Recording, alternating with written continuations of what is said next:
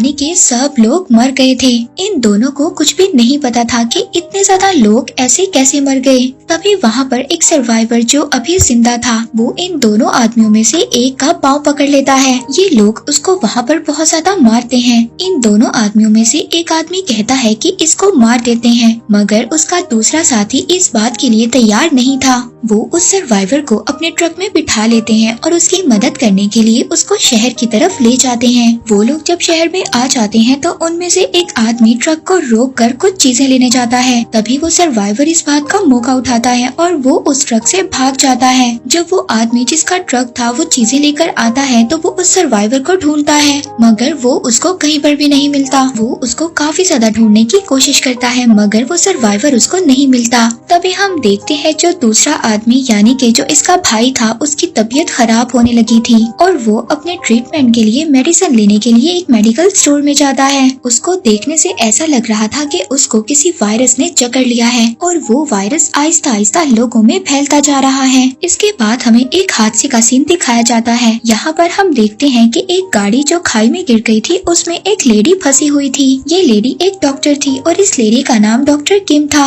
अब डॉक्टर किम को बचाने के लिए एक फायर फाइटर आता है। इसका नाम होता है जीगू। वो डॉक्टर किम को बचा लेता है और बचा कर बाहर ले आता है। तभी हम देखते हैं कि जीगू को डॉक्टर किम पसंद आ गई थी। अब दूसरे दिन डॉक्टर किम दोबारा से जीगू को उसी जगह पर बुलाती है जहाँ पर उसके साथ हादसा हुआ था और जीगू को कहती है कि मेरा बैग नीचे रह गया है, जाओ जाकर लेकर आओ। अब जीगू डॉक्टर किम की बात को कैसे टाल सकता था। वो वहाँ पर अपने एक और साथी को बुलाता है और उसकी मदद से नीचे जाता है। नीचे जाकर डॉक्टर किम का बैग ले आता है। अब जब उसका बैग लेकर वो आ जाता है तो उसके बैग में जो फोन था वो रिंग करने लगता है। ये कॉल डॉक्टर किम की बेटी की होती है। किम तो वहाँ पर नहीं थी, इसलिए जीगू ये डिसाइड करता है कि वो किम का बैग उसकी बेटी को दे आएगा। अब यहाँ पर हमें ये बात भी पता चलती है कि किम की शादी हो चुकी है और उसकी एक बेटी भी है, मगर उसके हस्बैंड ने उसको काफी टाइम पहले छोड़ दिया था और वो अब अपनी सिर्फ बेटी के साथ रहा करती थी। उसकी बेटी का नाम मीरू था।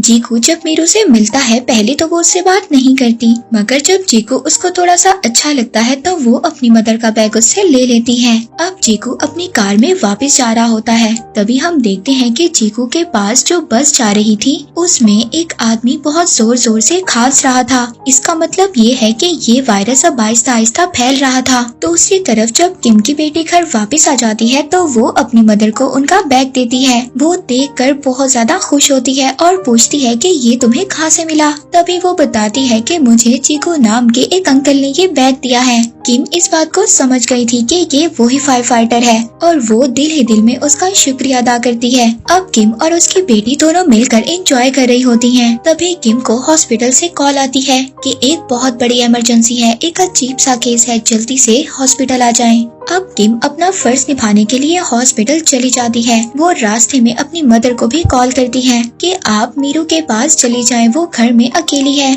जब वो हॉस्पिटल के सीन को देखती है तो हर तरफ भगदड़ मची हुई थी। तभी हम यहाँ पर वही पेशेंट देखते हैं। वो कोई और नहीं था बल्कि जो हमने वो मूवी के स्टार्ट में दो भाइयों को देखा, उनमें से उसका एक भाई था जिस पर वायरस असर कर गया था और उसकी हालत बहुत ज्यादा खराब थी और उसकी बॉडी में बुरी तरह से रेड रैशेस पड़ चुके थे। उसके बाद से एक फोन भी मिलता है। अब जब डॉक्टर उसके फोन को चेक करते हैं तो उसके मोबाइल में उनको कंटेनर की वीडियो मिलती है जिसमें बहुत ज्यादा लोग मरे हुए थे। अब किम बाहर आती है और उसके भाई से पूछती है कि ये कंटेनर तुम्हें कहाँ पर मिला और ये रिकॉर्डिंग तुमने कैसे की। वो वहाँ पर किम की बात का कोई भी जवाब नहीं देता और गुस्से में अपने भाई से मिलने जा रहा था। सभी लोग उसको रोक रहे थे। जब वो अपने भाई को जाकर देखता है तो वो पूरी तरह से शॉक्ड हो जाता है क्योंकि उसके भाई की डेथ हो गई थी। जब वो अपने भाई को टच करता है तो सभी डॉक्टर उसको रोकते हैं, मगर वो अपने भाई को ऐसे देखकर बिल्कुल टूट चुका था और वो वहाँ पर अपने उन्हीं हाथों से बाकी लोगों को भी टच करने लगता है,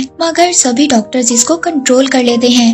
इसके बाद हम मीरू को देखते हैं जिसको वही सर्वाइवर मिलता है जो कंटेनर में बच गया था। मीरू उसको खाने के लिए खाना देती है। वो सर्वाइवर बार बार मीरू से यही बोल रहा था कि तुम मुझसे दूर रहो, लेकिन मीरू उस सर्वाइवर को बार बार अपना नाम बता रही थी और उसके पास जा रही थी। तभी वो सर्वाइवर वहाँ पर जोर जोर से खांसने लगता है। मीरू अब यहाँ पर परेशान हो गई थी। तभी वो अपने चीकू अंकल को कॉल करती है और उनको वहाँ पर बुलाती है। जब वो लोग वहाँ पर दोबारा पहुँचते हैं तो वो सर्वाइवर वहाँ से जा चुका था। हमें बहुत बुरा मंजर दिखाया जाता है जहाँ पर लोग जोर जोर से खांस रहे थे और सभी में एक एक कर ये स्ट्रेंज वायरस फैलने लगा था। अब डॉक्टर्स और पुलिस मिलकर उस कंटेनर को ढूंढ लेते हैं। जब वो उस कंटेनर को देखते हैं तो उसमें काफी ज्यादा लोगों की लाशें थी। वो वहाँ पर उस एरिया को सैनिटाइज करते हैं और उसके बाद उस कंटेनर को जला देते हैं ताकि ये वायरस यहीं पर खत्म हो जाए। मगर ये वायरस पूरे साउथ कोरिया में फैल चुका था। तभी हम देखते हैं कि मीरू अपने चीकू अंकल के साथ एक मॉल में थी। चीकू वहाँ पर मीरू से उसकी मदर का नंबर भी मांगता है ताकि वो उसको उसकी मदर के पास सेफली भेज सके। तभी हम देखते हैं कि मीरू को खाते हुए नींद आ जाती है और वो सो जाती है। चीकू उसको उठाकर बाहर ले आता है। तभी वो आकर देखता है कि मॉल में हर तरफ भागदौड़ मची हुई थी। हर तरफ लोग खांस रहे थे, बेहोश हो रहे थे। तभी चीकू की नजर एक लेडी पर पड़ती है जो कि स्टेयर्स पर खड़ी थी और वहीं पर वो बेहोश हो जाती है। और तभी चीकू मीरू को छोड़कर उस लेडी को बचाने के लिए जाता है। और दूसरी तरफ डॉक्टर की टीम उस आदमी के फोन की रिकॉर्डिंग देख रही थी। तभी डॉक्टर्स को उस रिकॉर्डिंग में वही सर्वाइवर नजर आता है। वो डॉक्टर्स सभी को उस सर्वाइवर की पिक्चर दे देते हैं। वो डॉक्टर्स बताते हैं कि ये वायरस काफी ज्यादा जानलेवा है और इस वायरस का नाम है H5N1 और इस वायरस की वजह से एक आदमी 24 या 36 घंटे में मर जाता है। और ये वायरस सबसे पहले चाइना में आया था। किम जिस हॉस्पिटल में काम करती थी वहाँ पर चीफ सभी डॉक्टर्स और लोगों को बुलाते हैं और इस वायरस के बारे में बताते हैं। डॉक्टर्स उनको बताते हैं कि अगर हमने ये वायरस नहीं रोका तो ये वायरस पूरे साउथ कोरिया और नॉर्थ कोरिया में फैल जाएगा। लेकिन वहाँ के चीफ शहर को बंद करना नहीं चाहते थे। तभी वो लोग विंडो से देखते हैं कि एक पेट्रोल पंप पर बहुत बड़ा धमाका होता है जिसकी वजह से सभी गाड़ियां आपस में टकराने लगती हैं। तभी लोग गाड़ियों से बाहर आकर बेहोश होने लगते हैं। तभी वहाँ की गवर्नमेंट ये डिसाइड करती है कि ये पूरे सिटी को इवैक्यूएट कर देंगे और ये सबको इस जगह से कहीं दूर ले जाएंगे। अब सब लोग यहाँ से चले जाते हैं मगर डॉक्टर किम यहाँ से नहीं जाती क्योंकि उसकी बेटी उसके साथ नहीं थी और अब बस एक लास्ट फ्लाइट ही बची हुई थी। तभी वो अपनी बेटी को कॉल करती है और उसका फोन चीकू उठाता है। वो उसको वहाँ पर मॉल के हालात बताता है। वो उसको बताता है कि सभी लोग बुरी तरह से खांस रहे हैं और बेहोश हो रहे हैं। किम उसकी ये बात सुनकर मॉल पहुंचती है। जब वो मॉल जाती है तो वहाँ पर गवर्नमेंट ने लॉकडाउन लगा दिया था, इसलिए हर तरफ अफरा तफरी थी। लोग खाने पर टूट रहे थे। ऐसा लग रहा था कि बस दुनिया खत्म होने वाली है। अब यहाँ पर चीकू मीरू को ढूंढ रहा था। पहले तो वो उसको नहीं मिलती मगर बहुत ज्यादा ढूंढने के बाद वो उसको मिल जाती है। तभी वहाँ पर मिलिट्री आ जाती है और वो सब लोगों को मॉल के अंदर रहने का कहती है। किसी को भी बाहर आने की इजाजत नहीं होती। और तभी मॉल का शटर बंद कर दिया जाता है क्योंकि हर चीज को लॉक किया जा रहा था ताकि ये वायरस कहीं और ना फैल सके। लेकिन कुछ लोग भागते हुए उस शटर से बाहर आ जाते हैं जिसमें ये तीनों भी होते हैं। डॉक्टर किम यहाँ पर चीकू को भी कहती है कि लास्ट फ्लाइट बची हुई है, तुम भी मेरे साथ चलो। मगर चीकू उसके साथ जाने से मना कर देता है। वो कहता है कि मेरा काम है लोगों को बचाना, इसलिए अब वो अपने एक साथी को वहाँ पर बुलाता है और शटर में फंसे हुए लोगों को वहाँ से निकालने लगता है। डॉक्टर किम अपनी बेटी को लेकर एयरपोर्ट पहुंच जाती है। बस चेकिंग के बाद वो लोग जाने ही वाले थे। तभी वहाँ पर मीरू खांस देती है। मीरू को खांसते हुए एयरपोर्ट का स्टाफ देख लेता है।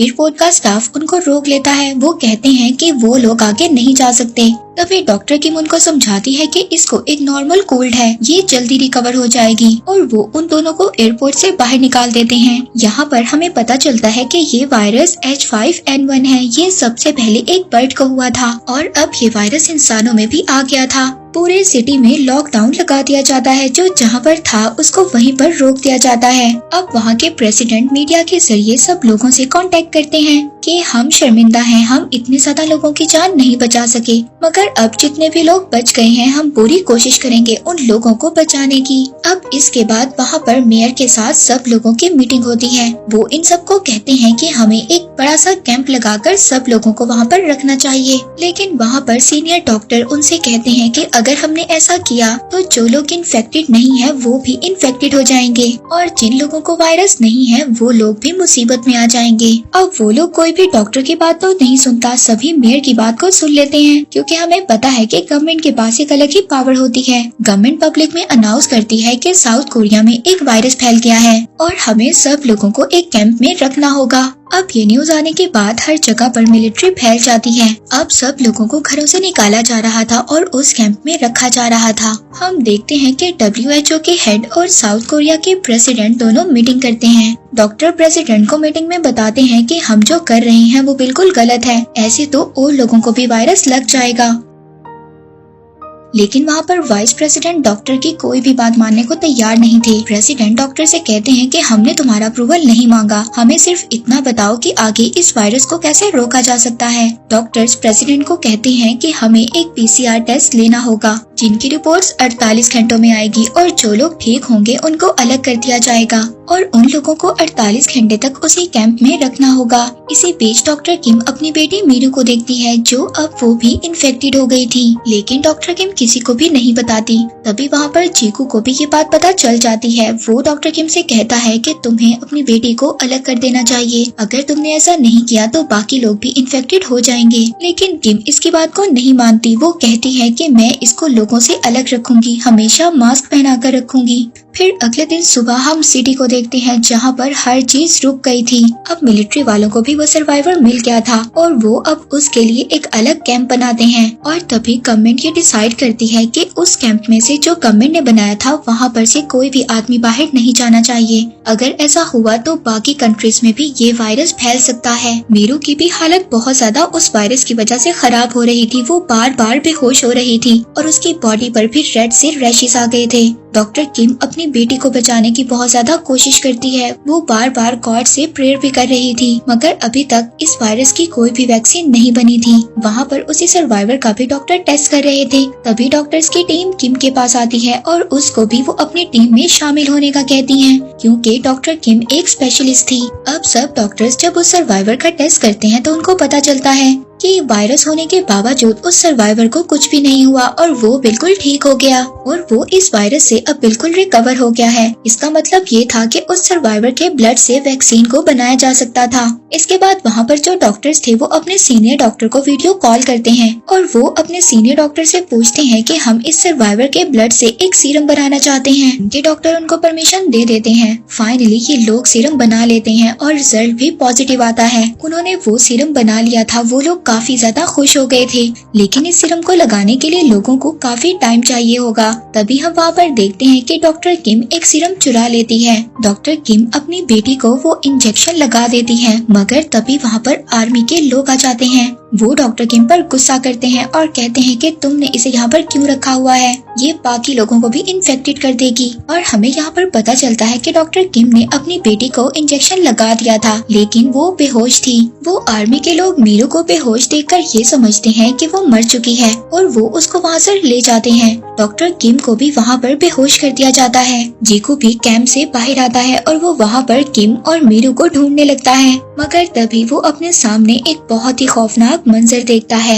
यहाँ पर जितने भी लोग मर गए थे सबको उठाकर एक गड्ढे में डाला जा रहा था ताकि सब लोगों को जलाया जा सके जो मर चुके थे, ताकि इस वायरस वाली डेड बॉडीज को खत्म किया जा सके। तभी चीकू वहाँ पर भागता है और मीरू की डेड बॉडी को ढूंढने लगता है, लेकिन मीरू उसको वहाँ पर कहीं नहीं मिलती। वो जोर जोर से उसका नाम लेकर बुलाता है। तभी वहाँ पर उसको एक बॉडी नजर आती है जो कि मीरू की थी। वो उसको उठाता है और गले लगा लेता है। तभी उसको पता चलता है कि मीरू अभी भी जिंदा है। दूसरी तरफ किम को भी होश आ गया था और वो भी अपनी बेटी को ढूंढ रही थी, लेकिन वो उसको कहीं पर भी नहीं मिलती। इसके बाद हम यहाँ पर एक बहुत ही इमोशनल सीन देखते हैं। हम एक सोल्जर को देखते हैं जो अपनी मदर को ढूंढ रहा था। तभी उसको उसकी मदर मिल जाती हैं, लेकिन उसको पता चलता है कि उसकी मदर भी इन्फेक्टेड हो चुकी हैं। उस सोल्जर को अभी तक ये पता था कि इस वायरस की कोई भी वैक्सीन नहीं बनी है। वो सोल्जर अपनी मदर के गले लग जाता है क्योंकि उसकी मदर मरने वाली थी, मगर तभी कुछ लोग उस सोल्जर को उसकी मदर से अलग कर देते हैं और उसको मारने लगते हैं। उस सोल्जर की मदर सबसे कहती है कि मेरे बेटे को मत मारो, उसकी कोई गलती नहीं है। तभी दूसरी तरफ हम चीकू को देखते हैं जो मीरू को लेकर भाग रहा था। तभी वहाँ पर एक आर्मी वाला उसको भागते हुए देख लेता है और उस पर फायरिंग करता है, मगर तभी बहुत ज्यादा लोग आर्मी वालों पर अटैक कर देते हैं और उनको मारने लगते हैं। तभी किम को ये बात याद आती है कि उसकी बेटी के पास एक वॉकी टॉकी है और वो अब उस वॉकी टॉकी से बार बार अपनी बेटी को मैसेज दे रही थी तभी ये मैसेज जी को रिसीव करता है और वो किम से कहता है कि उसकी बेटी उसके पास है और वो बिल्कुल ठीक है। हम लोग देखते हैं कि उस सर्वाइवर को एक वैन में बिठाकर कहीं और शिफ्ट किया जा रहा था। तभी उनकी वैन पर बहुत सारे लोग अटैक कर देते हैं। उस वैन में डॉक्टर किम भी साथ थी। वो उस सर्वाइवर को वैन से बाहर निकाल लेते हैं और उसको चाकू से मारने लगते हैं। उन लोगों को ये लग रहा था कि इस आदमी की वजह से उनके अपनों की जान गई है। तभी हम देखते हैं कि डॉक्टर उसको बचा लेते हैं और वहाँ से चले जाते हैं। तभी हम बाहर का सीन देखते हैं जहाँ पर लाखों की तादाद में लोग थे और सबके हाथों में अजीब किस्म के हथियार थे। और अब हमें पता चलता है कि वो सर्वाइवर भी मर गया था। वो अकेला था जिसके ब्लड से वैक्सीन बनाई जा सकती थी। तभी वहाँ पर हाईवे के दरमियान में जो लोग थे, आर्मी वाले उन पर फायर कर रहे थे और उन लोगों को मार रहे थे। जब ये चीज प्रेसिडेंट देखते हैं तो बहुत ज्यादा गुस्सा होते हैं। वो वहाँ पर सबसे कहते हैं कि ये काम करने का ऑर्डर किसने दिया। तभी वाइस प्रेसिडेंट कहते हैं कि ये ऑर्डर मैंने दिया है, हमें लोगों की जान बचानी है। अगर हमने ऐसा नहीं किया तो पूरा कोरिया सिटी तबाह हो जाएगा। डॉक्टर किम प्रेसिडेंट से वीडियो कॉल करती है और उनको बताती है कि मेरी बेटी मीरू भी अब रिकवर हो गई है और उसके ब्लड से भी वैक्सीन बनाई जा सकती है। ये बात डॉक्टर किम की प्रेसिडेंट मान जाते हैं और उनकी बेटी को क्वारंटाइन से निकालने का ऑर्डर दे देते हैं। लेकिन वहाँ पर अमेरिकन प्रेसिडेंट और WHO के लोग प्रेसिडेंट के ऑर्डर को नहीं मानते। वो इनके ऑर्डर को कैंसिल कर देते हैं। वो कहते हैं कि अगर एक भी आदमी क्वारंटाइन से बाहर आया तो उन पर हम मिसाइल छोड़ देंगे, उनको मार देंगे।